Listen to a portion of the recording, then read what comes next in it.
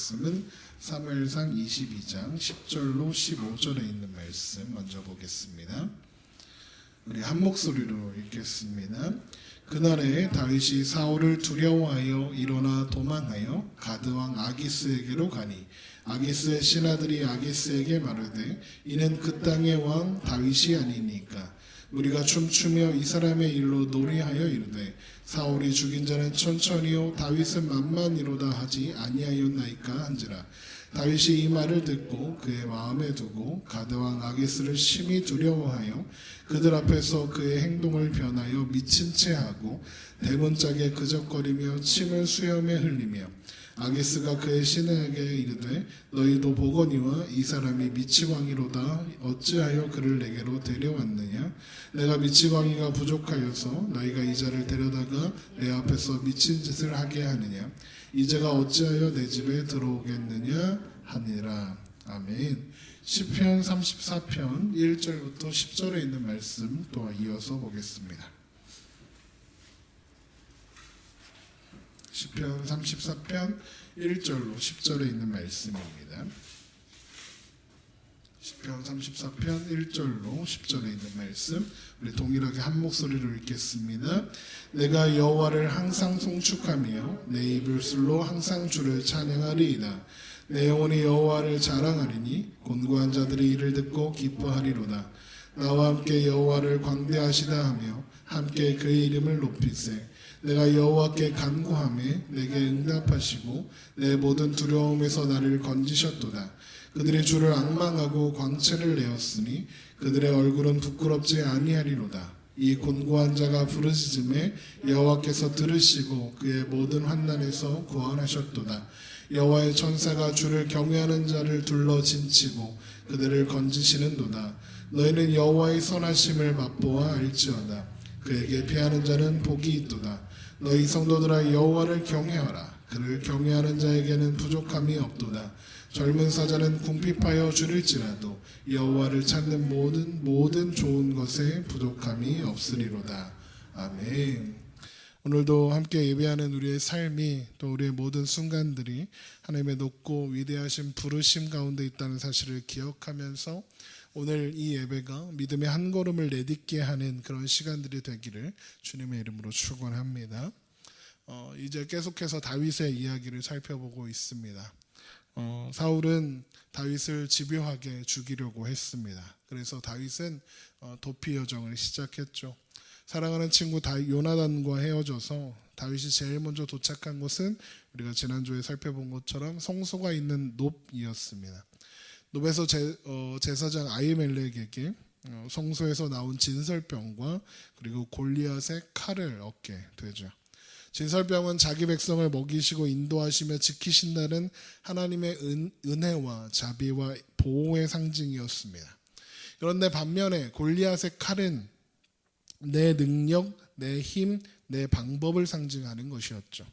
이제 시작되는 다윗의 여정이 어떠할 것인가에 대한 것을 보여주는 그런 장면이라 하겠습니다. 이제 시작되는 다윗의 여정은 하나님의 은혜를 의지하는 다윗과 스스로의 능력을 의지하는 다윗의 싸움이 될 것입니다. 그래서 스스로의 능력을 믿고 까불다가 혼나고 하나님의 은혜를 찾는 다윗, 이게 이제 한 가지 패턴이 될 겁니다. 그것을 예고하는 장면이 진설병과 골리앗의 칼이었습니다. 이제 다윗이 놉을 떠나 이 여정을 이어가게 되는데 다윗이 이스라엘을 떠나서 제일 먼저 간 곳이 공교롭게도 블레셋 땅입니다. 오늘 사무엘상 21장 10절을 한번 보세요. 사무엘상 21장 10절입니다. 그날에 다윗이 사울을 두려워하여 일어나 도망하여 가드왕 아기스에게로 가니 라고 되어 있죠. 가드는요 블레셋의 5도시 중에 하나입니다. 블레셋은 도시 그 5개의 도시 모두의 왕이 있었습니다. 그래서 가드라는 지역의 왕이 바로 아기스라는 사람인 거죠. 자, 블레셋 사람들이 다윗을 모를까요? 잘 알 겁니다. 왜냐하면 블레셋의 자랑이었던 골리앗을 죽인 사람이 다윗 아닙니까? 그뿐이겠습니까? 골리앗이 죽은 다음에도 다윗은 집요하게 블레셋 사람들을 괴롭혔습니다. 그러니까 다윗이 이제 사울의 장군으로 세워진 이후로 블레셋은 이스라엘에게 이긴 적이 없습니다. 맨날 졌어요. 그러니까 그렇게 괴롭히던 대장이 다윗입니다. 그런데 다윗이 블레셋으로 향하고 있는 거예요. 왜 이런 선택을 하게 되는 걸까? 다윗이 바본가? 뭐 이런 생각도 들고. 그런데 다윗이 이런 선택을 하는 것은 다윗이 지금 두려워하는 것이 사울이기 때문에 그렇습니다. 적의 적은 내 편이다. 이런 말 들어보셨죠? 다윗도 그렇게 단순하게 생각한 거예요. 사울을 피하기 위해서 누구한테 가는 겁니까? 사울의 적한테 가는 겁니다. 그런데 조금만 생각해 보면 다윗의 이 선택이 얼마나 미련하고 말이 안 되는 선택인지 알 수 있습니다. 만약에 지금 다윗이 그 가드왕 블레셋으로 간다는 얘기는 무슨 뜻일까요? 왜 거기 가서 뭐 하려고 가는 걸까요? 가드왕이 받아주면 가드왕을 위해서 싸우겠다는 뜻인 거예요. 가드왕 아기스가 그거 왜 받아주겠습니까? 용병으로 받아주는 거예요. 나를 위해서 싸우라고. 가드왕 아기스를 위해서 싸우라고. 다윗도 그러려고 가는 거고요. 그런데 블레셋을 위해서 싸운다는 말은 누구랑 싸운단 말입니까? 사울하고 싸우는 거예요. 그러니까 다윗은 사울하고 싸운다고 생각하는 거예요. 그런데 사울과 싸운다는 건 무엇을 의미합니까? 이스라엘과 싸운다는 뜻입니다. 이스라엘과 싸운다는 말은 다른 말로 무슨 뜻입니까? 하나님과 싸우는 거예요. 그러니까 말이 안 되는 선택인 거죠. 물론 그 다윗이 블레셋에서 이렇게 장군이 되어서 싸운다면 이스라엘 말고 또 블레셋이 다른 민족들하고도 싸울 거 아닙니까? 그런 것도 있겠지만 지금 현재 블레셋의 주적은 누구냐 하면 이스라엘이었거든요. 왜 이런 선택을 할까요? 골리앗의 칼을 챙기면 그것보다 좋은 게 없다라고 생각했던 것처럼 사울에게 생명의 위협을 받는 그 순간에 판단력이 흐려지고 있는 거예요. 적의 적은 내 편이니까 가서 싸우면 될 거야. 이렇게 생각하는 거죠. 그런데 블레셋에서 다윗을 바라보는 시선이 그렇게 곱지 않습니다. 골리앗을 죽인 사람이고 자신들을 꾸준히 괴롭힌 사람이니까요. 우리 11절을 한번 보죠.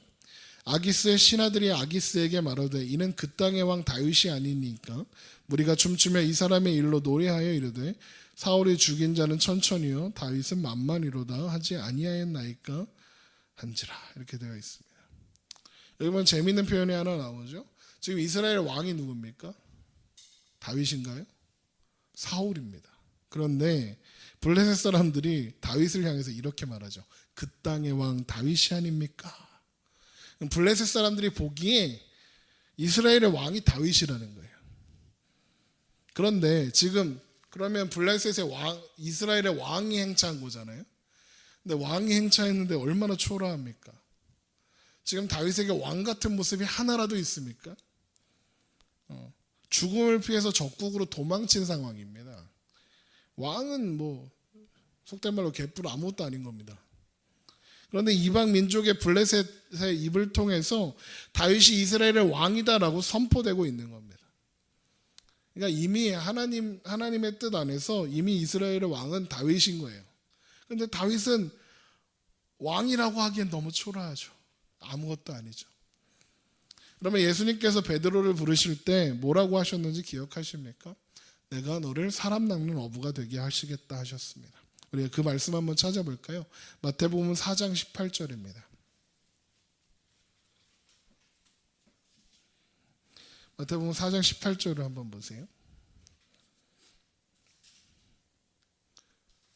마태복음 4장 18절. 갈릴리 해변에 다니시다가 두 형제 곧 베드로라 하는 시몬과 그의 형제 안드레가 바다에 금을 던지는 것을 보시니 그들은 어부라. 말씀하시되 나를 따라오라. 내가 너희를 사람 낚는 어부가 되게 하리라 하시니 그들이 곧 그물을 버려두고 예수를 따르니라. 이렇게 되어 있습니다. 보통 이 말씀을 어떻게 설명하냐? 우리도 베드로처럼 부름을 받았으니 사랑 남는 어부가 되어서 세상의 복음으로 사람들을 낚아 교회로 데려오자. 보통 이런 설교를 들으셨을 겁니다. 물론 우리는 복음 받은 자로서 복음을 전할 책임이 있습니다. 우리는 그건 분명한 사실이죠. 우리는 전도해야 합니다. 그런데 이 말씀은 베드로야 너는 살아남는 어부가 되어야 해라고 하시는 말씀이 아닙니다. 말씀을 정확하게 되어 있죠. 예수님께서는 내가 너희를 살아남는 어부가 되게 하리라 하셨습니다. 보세요. 베드로 보고 되라고 하라는 게 되라고 하신 말씀이 아니라 예수님이 되게 하신다는 말입니다. 스스로 되라고 하신 말씀이 아니에요. 이후에 베드로의 모습이 어떻습니까? 사람을 낚기는 그냥 자기가 맨날 낚이지 않습니까? 그래서 예수님을 부인하는 자리까지 가는 게 베드로입니다. 그런데 그런 예수님께서 그런 베드로를 보고 살아남는 어부가 되라고 하셨다면 베드로가 될 수 있었겠습니까? 복음을 전하는 전도자로 제대로 세워질 수 있었겠습니까? 전혀 그럴 가능성이 없는 게 베드로였습니다. 그런데 예수님께서 되게 하신다 하시는 겁니다. 베드로는 스스로 된 사람이 아니라 되어진 사람인 거예요. 그래서 시몬에게, 원래 이름이 시몬인데 그에게 베드로, 반석이라는 이름을 붙여주신 겁니다. 베드로가 주는 그리스도시요 살아계신 하나님의 아들입니다라는 고백을 할 때 예수님께서 베드로에게 내가 내게 이르노니 너는 베드로라 하면서 베드로라는 이름을 주시고 내가 이 반석 위에 교회를 세우겠다 말씀하셨어요. 그러니까 시몬아 너 반석이 되어라 라고 하시는 말씀이겠습니까? 내가 너를 반석으로 만들게 라는 말씀인 겁니다. 베드로만 그렇겠습니까? 성경에 나오는 모든 믿음의 사람들이 그렇습니다. 우리가 아브라함 예전에 살펴본 적이 있는데 아브라함이 스스로 된 사람입니까? 하나님이 만들어낸 사람이었습니다. 기드온은 어떻습니까? 기드온을 향해서 천사가 처음에 뭐라고 합니까? 큰 용사여 그럽니다. 큰 용사라고 할 만한 사람이 아니었습니다. 큰 용사라고 부를 때 기드온은 뭐하고 있었냐 하면 미디안 그 사람들이 무서워서 포도주 짜는 창고에 숨어서 타작하고 있었습니다. 타작하면 먼지가 얼마나 많이 나는데요. 근데 막 창고에 숨어서 타작하고 있는 겁니다. 그 적들이 무서워서. 그런 사람한테 하나님이 뭐라고 하셨다고요? 큰 용사여라고 했다고요. 얼마나 그 말을 들을 때 자괴감을 느꼈겠습니까? 바울은 예수님 믿는 사람 죽이겠다고 쫓아다니던 사람이었습니다. 그런데 그런 바울이 되온 겁니다. 하나님께서 되게 하셨으니까. 그래서 바울도 자기의 삶을 맞춰가는 그때 나의 나된 것은 오직 하나님의 은혜다 라고 고백할 수밖에 없었던 거죠. 그리고 오늘을 살고 있는 우리도 마찬가지입니다. 우리는 스스로 무언가 되어야 하는 사람들이 아니라 되어지는 사람들입니다. 우리는 스스로 신자 되기로 해서 된 사람들이 아닙니다. 우리는 신자가 되어진 사람들입니다. 하나님께서 복음을 어디선가 듣게 하셨습니다. 하나님께서 그 복음을 믿어지게 하셨고요. 하나님께서 우리로 성도가 되게 하셨습니다. 그런 우리들에게 하나님께서 말씀하시는 거예요. 우리 베드로전서 2장 9절을 한번 보세요.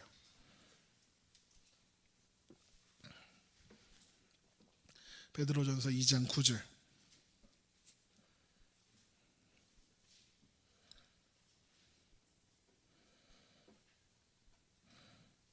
베드로전서 2장 9절입니다.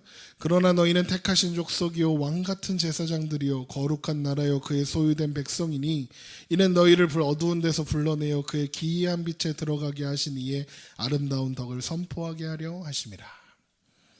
우리의 모습을 한번 보세요. 이 말씀을 보고 우리의 모습을 보면 우리의 모습에 왕같은 제사장 같습니까? 거룩한 나라 맞습니까? 우리를 통해 예수 그리스도의 아름다운 덕을 선포하시겠답니다. 그런데 선포되고 있습니까? 우리가 세상의 빛과 소금이라고 하셨는데 빛과 소금 되고 있습니까? 좀 심하게 말하면 아무것도 없습니다. 도대체 그건 언제 되는 건가 싶습니다.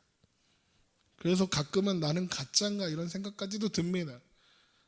그런데 그런 우리에게 하나님께서 선포하시는 겁니다. 너희는 택하신 족속, 왕같은 제사장, 거룩한 나라, 하나님의 백성. 너희들을 통해서 하나님 나라를 선포하고 예수 그리스도의 이름이 선포되게 하실 것이다. 이렇게 말씀하시는 겁니다. 그럼 무슨 뜻이겠습니까? 내가 너희를 되게 하겠다라는 말씀인 거예요. 다윗과 똑같은 형편이죠. 블레셋의 사람들의 입에서 그 땅의 왕 다윗이라고 이름이 나오는데 다윗은 왕이 아닙니다. 왕이 될 거죠. 그런데 지금 왕 같은 게 하나도 없습니다. 자기 칼도 없어서 골리앗 칼을 들고 있는 사람입니다. 지금 다윗에게 왕이라는 말이 전혀 어울리지 않습니다. 그러나 하나님께서 되게 하실 겁니다. 그래서 다윗은 왕이 될 겁니다. 그러나 이제 당장은 다윗은 되게 심각한 위기에 빠졌죠. 블레셋이 안 받아줄 것 같은 겁니다. 안 받아줄 뿐만 아니라 죽을 수도 있을 것 같습니다. 블레셋의 신하들이 숭떡숭떡 하는 이야기를 다윗이 듣고 적잖이 놀라웁니다. 아, 여기 올 곳이 아니었구나. 그제서야 깨달은 겁니다. 그래서 다윗이 어떻게 하느냐? 미친 척합니다. 우리 사무엘상으로 돌아오셔서 21장 12절을 한번 보세요.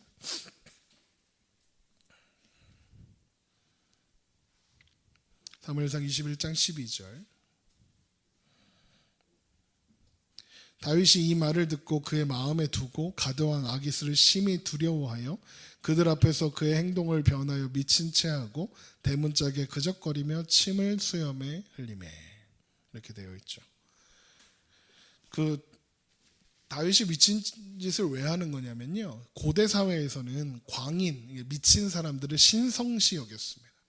그러니까 신과 접해 있는 사람이라서 그러니까 그런 거예요. 그러니까 미친 사람이 혼자 막 중얼거리고 있으면 아, 저게 지금 신의 말을 전하는 거다, 이렇게 생각을 했던 겁니다. 그래서 광인들을 통해서 신의 뜻을 알 수 있다고 생각했던 거예요. 그러니까 일종의 어떤 뭐랄까 무당 같은 거죠. 그래서 광인들이 신성시 여기는 분위기가 있었던 거예요. 그래서 광인을 해치거나 죽이면 신의 벌을 받을 수도 있는 거예요. 그러니까 다윗이 지금 미친 척을 한다, 이건 무슨 뜻이냐? 안 죽을 수 있는 가장 확실한 방법을 선택한 거죠. 그랬더니 가드왕 아기스가 뭐라고 합니까? 14절입니다. 아기스가 그의 신하에게 이르되 너희도 보거니와 이 사람이 미치광이로다. 어찌하여 그를 내게로 데려왔느냐? 내가 미치광이가 부족하여서. 여기 이렇게 되어 있죠. 내가 미치광이가 부족하여서. 그 말은 무슨 뜻이겠습니까?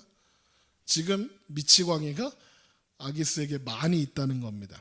너희가 이 자를 데려다가 내 앞에서 미친 짓을 하게 하느냐? 이 자가 어찌 내 집에 들어오겠느냐? 하니라. 그러니까 다윗 아니어도 미친 사람 많다는 겁니다. 광인들이 이미 많아서 다윗 없어도 신의 말을 해줄 광인들이 이렇게 많은데 얘까지 필요 뭐하냐, 이런 뜻인 겁니다. 블레셋의 헛된 우상 숭배의 모습을 볼 수 있는 장면이기도 한 거죠. 어쨌든 그 미친 척을 한 덕분에 다윗은 내보내짐을 받고 위기를 다시 한번 넘어가게 됩니다. 그때 시편 34편이 기록됩니다. 시편 34편으로 한번 가보세요.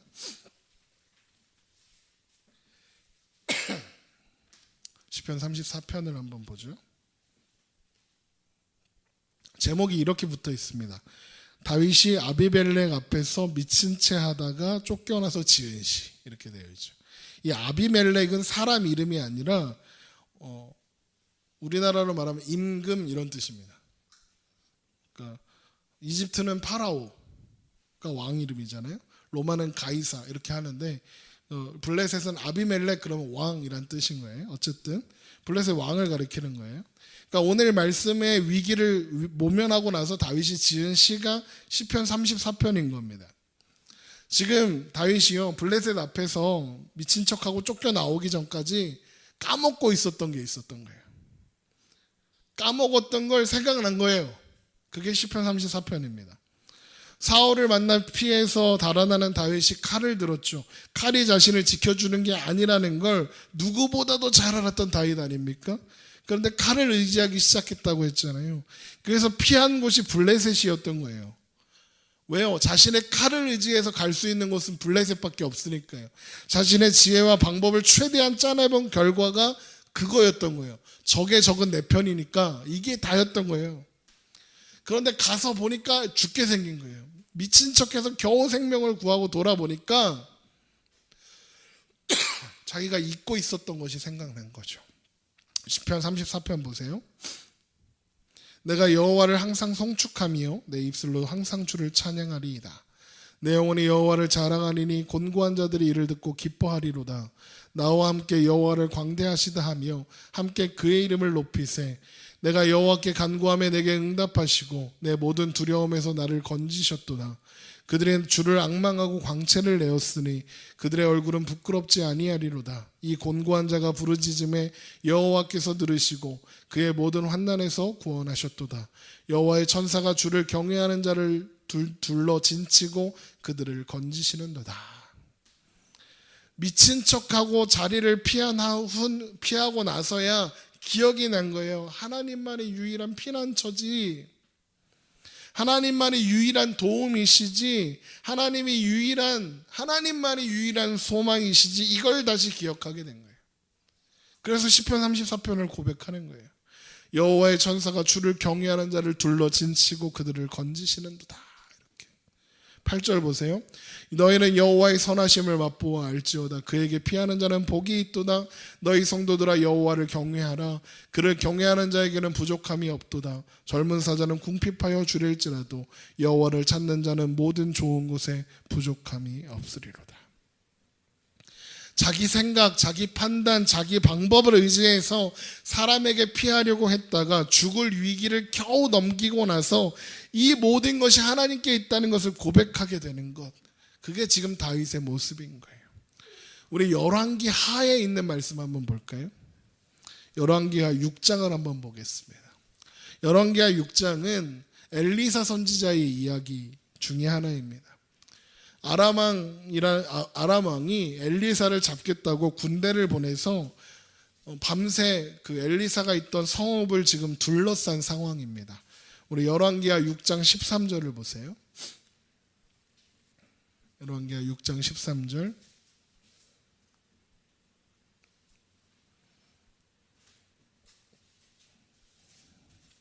열왕기하 6장 13절. 제가 읽겠습니다. 왕이 이르되 너희는 가서 엘리사가 어디 있나 보라. 내가 사람을 보내어 그를 잡으리라. 왕에게 아뢰어 이르되 보라 그가 도단에 있도다 하나이다. 그러니까 엘리사가 도단에 있으니까 이제 사람들을 보내는 겁니다. 14절. 왕이 이에 말과 병과 많은 군사를 보내매 그들이 밤새 가서 그 성읍을 외워쌌더라. 그러니까 이제 엘리사가 포위를 당한 거죠. 15절입니다. 하나님의 사람의 사환이 일찍이 일어나서 나가서 보니 군사와 말과 병거가 성읍을 에워쌌는지라. 그의 사환이 엘리사에게 말하되 내 주여 우리가 어찌하리이까 하니. 이렇게 되어 있습니다.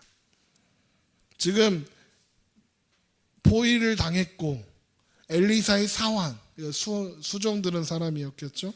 걔가 아침에 일찍 일어나서 밖에 나갔다가 깜짝 놀라서 들어와서 엘리사한테 큰일 났다고 그러는 거, 어떡합니까? 이러는 거죠. 성경에는 내가 주여 우리가 어찌하리까 이렇게 점잖게 짜 있으니까 그렇구나 이렇게 되지만, 이게 생각해보면 이런 거예요. 엘리사님 우리 이제 죽었습니다. 큰일 났습니다. 이제 막 이게 다 둘러싸고 이제 우리 어떡합니까? 빠져나갈 구명도 없습니다. 우리 죽었습니다. 어떡하죠? 이러고 있는 겁니다. 그런데 그 말을 듣는 엘리사가 너무 태평해요. 지금 사방으로 군도가 에워싸고 있는데도 걱정이 없어요. 왜 걱정이 없나? 16절 보세요. 대답하되 두려워하지 말라. 우리와 함께한 자가 그들과 함께한 자보다 많으니라. 여기 성경에 사환의 대답은 안 나오지만 사환이 아마 그랬을 거예요. 뭔 말입니까? 지금 우리 편은 아무도 없습니다. 우리 편 군대가 어디 있습니까? 우리와 함께한 사람이 어디 있습니까? 이렇게 하는 거죠. 그랬더니 엘리사가 사원의 눈을 열어달라 기도를 합니다. 17절입니다. 기도하여 이르되 여호와여 오나건대 그의 눈을 열어서 보게 하옵소서 하니 여호와께서 그 청년의 눈을 여심해 그가 보니 불말과 불병과가 산에 가득하여 엘리사를 둘렀더라. 하나님께서 눈을 열어주셔서 이제 보니까 하나님께서 보내신 불말과 불병거가 산에 가득하게, 하나님의 천군 천사가 산에 가득하게 엘리사와 함께하고 있는 게 보이는 거예요. 그러니까 엘리사는 태평하죠. 그걸 이미 보고 있었으니까요. 사환은 눈앞에 펼쳐진 문제 때문에 볼 수 없었던 것을 엘리사는 믿음의 눈으로 보고 있었던 겁니다. 우리 시편 118편 한번 볼까요?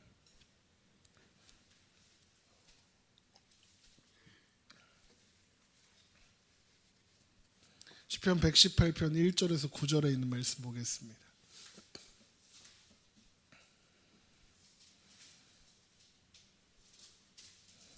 시편 118편 1절 제가 읽겠습니다. 여호와께 감사하라. 그는 선하시며 그의 인자하심이 영원하미로다. 이제 이스라엘은 말하기를 그의 인자하심이 영원하다 할지로다. 이제 아론의 집은 말하기를 그의 인자하심은 영원하다 할지로다. 이제 여호와를 경외하는 자는 말하기를 그의 인자하심이 영원하다 할지로다. 하나님의 인자하심이 영원하다 계속 반복하죠. 그러면서 5절입니다. 내가 고통 중에 여호와께 부르짖었더니 여호와께서 응답하시고 나를 넓은 곳에 세우셨도다. 여호와는 내 편이라 내가 두려워하지 아니하리니 사람이 내게 어찌할까. 여호와께서 내 편이 돼서 나를 돕는 자들 중에 계시니 그러므로 나를 미워하는 자들에게 보응하시는 것을 내가 보리로다. 여호와께 피하는 것이 사람을 신뢰하는 것보다 나으며 여호와께 피하는 것이 고관들을 신뢰하는 것보다 낫도다. 여기 중요한 말씀이 있습니다. 여호와는 내 편이시라. 6절 여호와는 내 편이시라. 7절 여호와는 내 편이 되셨다. 우리의 삶 속에서 우리가 자꾸 까먹는 게 이거죠. 하나님이 내 편이신 것.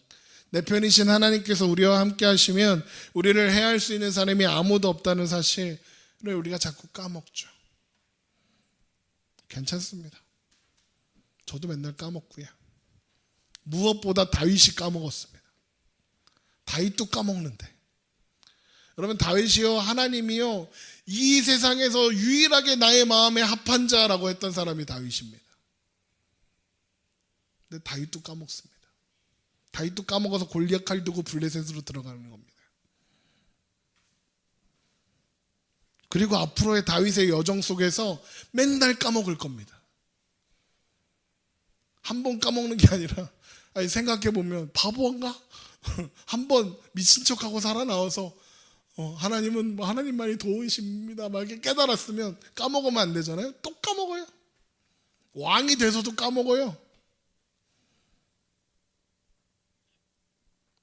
또 고생하고 고생 끝에 깨닫고 아 맞다 하나님이 내 편이시지 이럴 겁니다. 이후의 이야기 다 그래요. 이제 다윗이 고생하다가 하나님께 의지해야지 이렇게 하고 돌아가는 게, 하나님께서 이 훈련을 왜 시키느냐, 다윗한테 그 고백을 결국엔 받아내시라는 거예요. 하나님 없으면 나는 안 됩니다. 우리 뭐 다르겠습니까? 우리도 똑같습니다. 자꾸 까먹습니다. 하나님의 능하신 손이 우리와 함께하고 계신다는 사실, 하나님이 내 편이시라는 사실을 자꾸 까먹습니다. 그래서 자꾸 내가 해보려고 해요. 내 지혜를 찾고 내 방법을 찾아서 합니다. 그리고 기도하죠. 하나님 내 계획이 이겁니다. 요거 이렇게 이루어 주시면 됩니다. 마치 기획안을 짜서 밑에 그 부하 직원한테 이대로 실행해 하는 것처럼 내 계획, 내 뜻, 내 방법을 하나님께 들이대고 이대로 하시면 된다고 하는 겁니다. 그리고는 말하죠. 하나님 내 편이니까 해줄 거죠? 아니요, 아닙니다. 하나님이 내 편이시니까 괜찮다는 말은 하나님이 내 편이라서 내가 생각하는 내 방법, 내 뜻과 내 계획을 이루어 주신다는 말은 전혀 아닙니다. 하나님이 내 편이라서 하나님이 나보다 나를 더 잘하신다는 뜻입니다. 하나님이 내 편이라서 하나님께서 나를 위해서 베스트 오브 베스트가 무엇인지 알고 계신다는 뜻이고 그대로 행하신다는 겁니다. 하나님이 내 편이시라는 것은 엉성하고 미련한 내 방법, 내 뜻과 내 계획이 아니라 하나님의 뜻대로 하나님의 계획하심 속에서 하나님의 주권과 경륜으로 우리 편이 되어주신다는 뜻입니다. 내 방법, 내 뜻, 내 계획은 어그러지고 망가질 수 있지만 하나님이 내 편 들어주셔서 우리의 삶에 이루어주시는 일은 실패도 포기도 없다는 뜻입니다. 그래서 우리가 금방 읽은 시편 118편 9절에 여호와께 피하는 것이 고관들을 신뢰하는 것보다 낫도다 했던 겁니다. 여러분, 우리는요 다윗처럼 사람의 방법을 찾습니다. 고관들. 여러분, 어려울 때 내가 아는 사람 중에 이거 해결해 줄 만한 사람 없나 생각하지 않습니까? 뭔가 내 편을 들어주면 내가 뭔가 막강해질 것 같은 사람들을 의지합니다. 그래서 자꾸 정치인들 만나면 사진 찍고 그러는 겁니다. 친해지고 싶어서. 기도도 그런 식으로 합니다. 힘 있는 사람들과 한 편이 되게 해달라고. 아니면 하나님과 한 편이 되어야 합니다. 하나님과 한 편 되는 게 사는 길이고 생명의 길입니다. 여러분 요나단 생각하십니까? 요나단 사울과 한편이 되어야 왕이 될 수 있는 사람입니다. 사울과 한편 먹으면 대단한 사람이 될 수 있습니다. 그런데 요나단이 하나님과 한편이 되기를 원했습니다. 그래서 사울이 아니라 다윗 편을 드는 겁니다. 하나님이 다윗 편에 계시니까 다윗 편 드는 게 하나님 편 드는 거니까. 하나님께서 우리 편에 서 계십니다. 세상 그 어떤 힘보다 능력보다 뛰어나신 하나님이 우리 편이시랍니다. 우리도 그러합니다. 우리의 현실은 때로 내가 당하는 것 같습니다. 내가 고난당하고 내가 희생당하고 내가 시험당하고 내가 피해를 보는 것 같이 보일지도 모르겠습니다. 내가 사방으로 포위당해서 도저히 빠져나갈 수 없는 위기에 빠져 있는 것처럼 보일 수도 있습니다. 그런데 이제 믿음의 눈을 들어야 할 때입니다.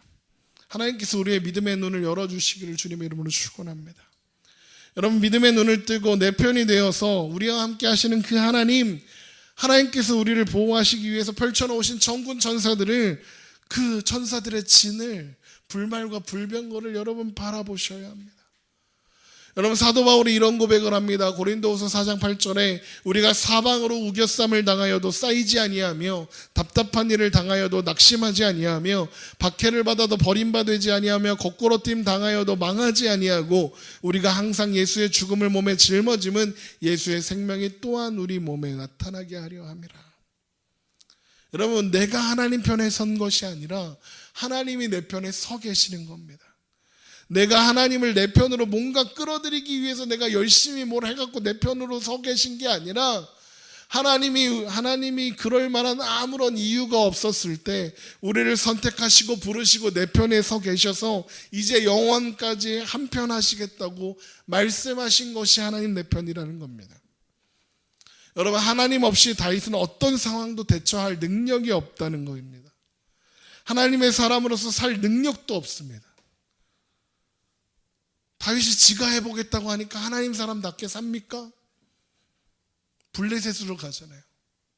가서 죽을 위기가 닥쳤으면 하나님의 사람처럼 막 이렇게 담담하게 그래 뭐 어쩔 수 없이 내가 하나님의 왕인데 뭐 이렇게 해야 되는데 미친 척하고 도망치지 않습니까? 말도 안 되는 사람입니다. 죽을 용기도 없는 사람입니다.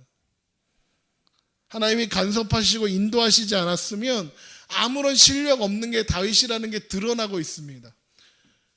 여태까지 골리앗은 어떻게 이겼고 블레셋 사람들은 어떻게 이겼느냐? 다윗이 잘나서 이긴 게 아니라 하나님이 그와 함께 하시니까 실력이 있어진 겁니다. 그런 다윗인데 하나님이 편들어 주신답니다. 그런 우리인데 하나님이 편들어 주시는 겁니다. 다윗이 그 위기를 통해서 다시 한번 그걸 확인하고 우리에게 확인시켜 주는 겁니다. 제가 지난주에 이런 말씀 드렸죠. 다윗의 삶은 다윗이 지금 생고생하는 거 우리를 위해서 생고생하는 거라고. 왜요? 그 생고생을 통해서 깨달은 거 우리에게 보여주려고. 하나님이 다윗 편 들어주신다는 거예요. 하나님이 다윗 편에 안 계시면 하나님의 방법이 아니면 다윗은 도대체가 아무것도 할 수 없는 존재라는 걸 보여주시려고. 여러분 시편 34편의 다윗의 고백처럼 변하지 않으시는 하나님께서 주의 천사들을 보내어 다윗을 보호하신 것처럼 우리를 보호하시고 건지시고 지키신다는 사실을 여러분 기억하시기 바랍니다. 여러분 우리의 모든 삶의 모든 상황 속에서 하나님은 우리 편에 계실 겁니다. 우리를 찾아오시고 우리에게 알게 하시고 믿음의 눈을 들어 보게 하실 겁니다. 그래서 결국에는 살아가는 이 모든 순간이 하나님의 은혜다라고 고백하게 만드실 겁니다. 다윗이 고백하죠. 너희는 여호와의 선하심을 맛보아 알지어다. 그에게 피하는 자는 복이 있도다. 너희 성도들아 여호와를 경외하라. 그를 경외하는 자에게는 부족함이 없도다. 젊은 사자는 궁핍하여 줄일지라도 여호와를 찾는 자는 모든 좋은 것에 부족함이 없으리로다. 이 말씀은 많은 사람들이 마음에 새기는 말씀입니다.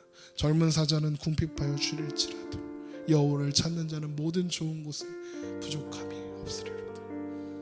여러분 다윗의 그 고백이 우리의 고백이 되기를 원합니다. 다윗의 그 고백이 우리의 삶의 고백으로 새겨지길 원합니다. 눈이 보이지 않아 영의 눈이 보이지 않아 앞을 가로막고 있는 아람 군대 때문에 두려워하는 엘리사의 상황 같은 모습이 아니라 눈을 떠서 바라보니 불만과 불명거가 우리의 편에 서 있다는 사실, 하나님께서 함께 하시고 계신다는 사실을 바라보는 믿음의 눈을 열고 있는 우리가 되기를 주님의 이름으로 축원합니다. 이런 믿음으로 우리와 함께 하시는, 내 편 되시는 그 하나님을 붙잡고 오늘도 그렇게 우리의 삶의 한 걸음 한 걸음을 그렇게 걸어가는, 나의 모습과 나의 상태와 나의 못남 때문에 안타깝고 속상할지라도 결국에는 하나님께서 이루어내신다는 사실을 기억하며 오늘의 믿음의 발걸음을 내딛어 나가는 저와 여러분 되시기를 주님의 이름으로 축원합니다. 기도하겠습니다.